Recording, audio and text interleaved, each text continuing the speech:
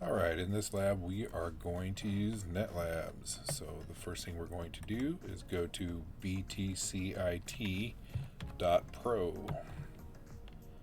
From here you'll use the username and password given to you by your instructor.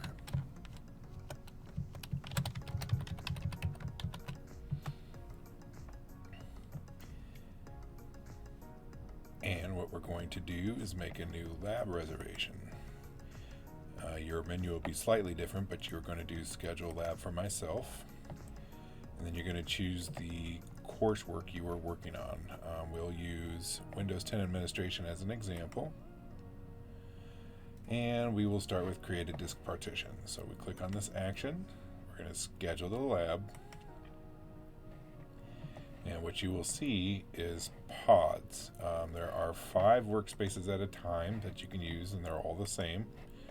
You just choose the time you want to schedule that. I'm assuming for the most part you're going to want to start right away. So if that's the case, we'll choose a pod. We'll just choose this immediate time right here.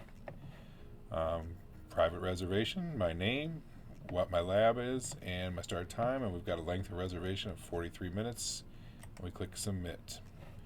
Once that reservation is scheduled, you can go right into the lab.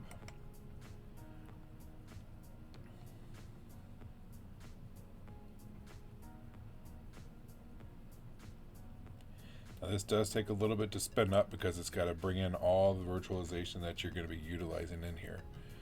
Looking at this menu, you will see the topology, you'll see the content. You can click on the content. It'll show you the instructions for that particular lab. My recommendation would be to open that content in a new window, and if you have a dual screen, you can then slide the instructions into a new screen while you work in the lab itself. Going back to the Netlab itself, just a couple things to look at here. You've got the status of what you're doing on here, so they're all powered on. These are all the machines used for the lab. Each one of these is where you actually go to that machine. So you're actually going to PC1 right here.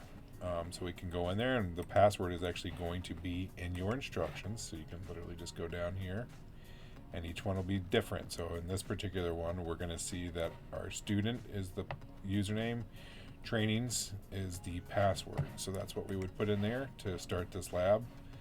Same with PC2, and same with server.